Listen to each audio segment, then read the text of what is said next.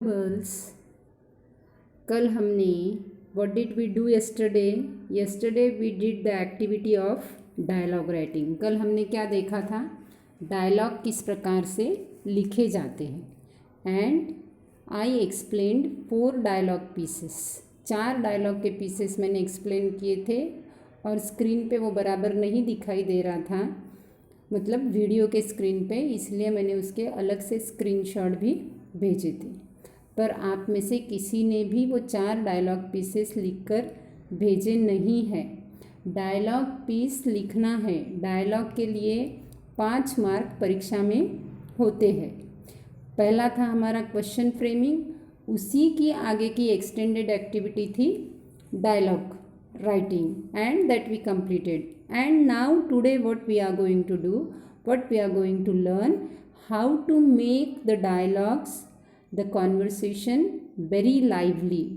मतलब हमारा जो बोलना है, हमारा जो संवाद है, हमारा जो वार्तालाप होता है, वो ज़्यादा से ज़्यादा कम्युनिकेटिव यानी समझने जैसा कैसा हो सकता है।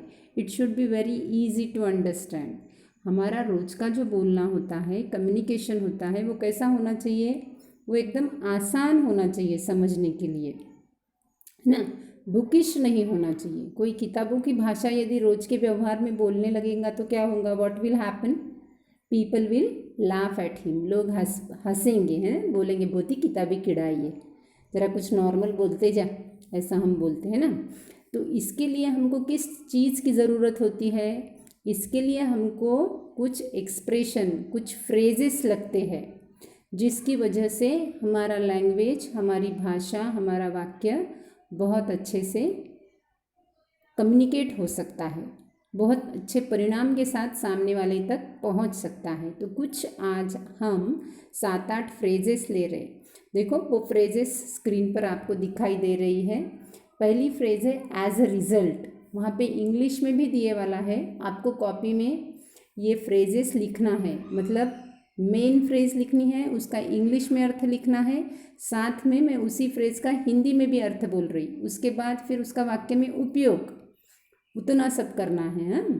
एज अ रिजल्ट यानी कॉन्सिक्वेंटली, उसके साथ साथ, हिंदी में अर्थ होता है का परिणाम। As a result of hard work I score good marks, ऐसा हो सकता है ना वाक्य। एज अ रिजल्ट यानी का परिणाम। दूसरा है एज फार एज यहाँ पे दिए वाला है टू द डिस्टेंस और एक्सटेंट। टू द डिस्टेंस के बजाय एक्सटेंट मुझे ज़्यादा बराबर लगता है, मतलब उस हद तक। I will help you as far as it is possible, जहाँ तक संभव हो सके मैं आपको मदद करूँगी। एज फार एज यानी जहाँ तक हो सके। फिर तीसरी फ्रेज है एज वेल एज, यानी इसके साथ वो भी। I will take coffee as well as juice, मैं कॉफ़ी भी पीऊँगी, जूस भी पीऊँगी। I will write the essay and read the composition as well as read the composition. समझ रहा है? एज वेल एज यानी इसके साथ वो भी।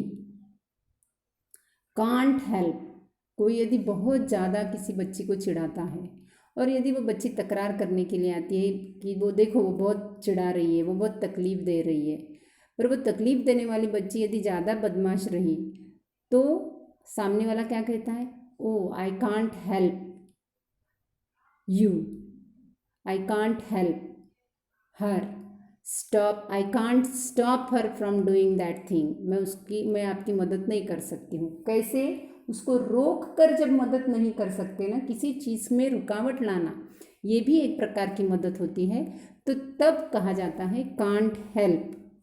Enable to prevent, that is can't help, I am unable to prevent her from doing that thing, ऐसा होता है।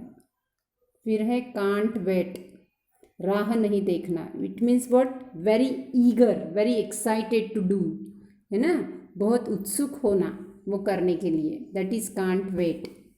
और फिर है just a minute, it means in a very short time, wait just a minute I will come,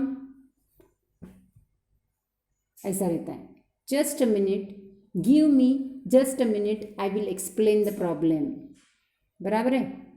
just now, oh he left hall just now, उसने अभी अभी ये हॉल छोड़ दिया।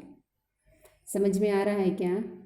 देखो 8 फ्रेजेस है, सॉरी 6 और 3 और 3 6 और 1 7 फ्रेजेस है। 7 फ्रेजेस उसके हिंदी में अर्थ, इंग्लिश में, और साथ में उसका वाक्य में उपयोग। वाक्य में उपयोग वाला भी आपको स्क्रीन पे दिखाई देगा, वो आपको लिखना है। देखो क्या दिए वाला है, my car was broke down as a result I was late. मेरी कार टूट गई, परिणाम हुआ कि I was late for the meeting. As far as का उपयोग कैसा दिया है, देखो जहाँ तक हो सके मैं जो जानता हूँ वहाँ तक ये ऐसा है कि lunch is included as far as I know. जहाँ तक हो सके मैं जो समझता हूँ, that is as far as well as यहाँ पे दिया है, देखो इसके साथ वो भी। My parents where invited as well as all relatives where invited. फिर है I can't help lazy laughing people every time. Some girls are there in the class or some people are in the society, they are always laughing towards someone. हर किसी न किसी की ओर वो हंसते ही रहते हैं, and they are very lazy but we can't cure them. हम उनको ठीक नहीं कर सकते, we can't prevent them from doing these things. ऐसे करने से हम उनको रोक नहीं सकते। तब क्या कहा जाता है, I can't help lazy and laughing people every time. अब can't wait it means I am very eager, मैं बहुत उत्सुक हूँ। तो we can't wait to go to Disneyland next Sunday, मतलब संडे आने तक भी हम नहीं रुक सकते। It means very excited, very eager, बहुत उत्सुक है, तुरंत करना है। I will be ready to leave in just a minute. I am ready to go in just a minute. Just a minute, very short time. Just now, right now, अभी अभी। I heard this news just now.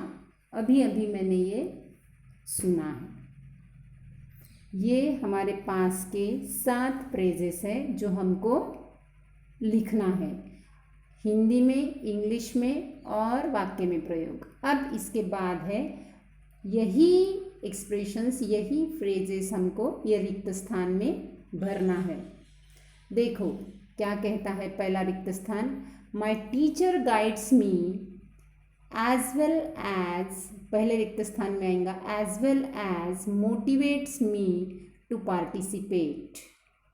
पहले रिक्त स्थान में आएगा as well as.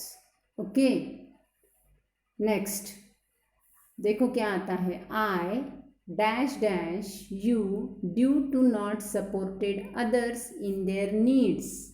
In their need यानी ज़रूरत में आपने उनकी मदद नहीं की, तो ऐसा आएगा मैं भी, आई कांट हेल्प यू। यहाँ पे आएगा मैं आपकी मदद नहीं कर सकती, due to not supported others in their need. आपने ज़रूरतमंदों की मदद नहीं की, आई कांट हेल्प यू। फिर आएगा he could not study on right way. क्या आएगा, as a result he failed in the exam, है ना। He could not study on the right way, हम पढ़ाई करते हैं पर यदि सही दिशा में हम पढ़ाई नहीं कर पाए तो क्या होता है, एज अ रिजल्ट परिणाम क्या होता है, he failed in the exam, exam में वो नापास हो जाता है। नीचे और एक एक्टिविटी दिए वाली, और एक रिक्त स्थान दिए वाला है, देखो they dash up to next month, they can't wait, वो रुक नहीं सकते, अगले महीने तक वो रुक नहीं सकते, है ना। तो वो हमको लिखना है, मतलब ये 4 रिक्त स्थान भी आपको लिखना है, 7 फ्रेजेस, उसके मीनिंग्स, उसके इंग्लिश में मीनिंग और वो 7 एग्जाम्पल्स, इतना सारा काम आपके पास है तो आपने वो लिख कर भेजना है। डायलॉग के पीसेस भी आपने लिख कर भेजने हैं। ओके।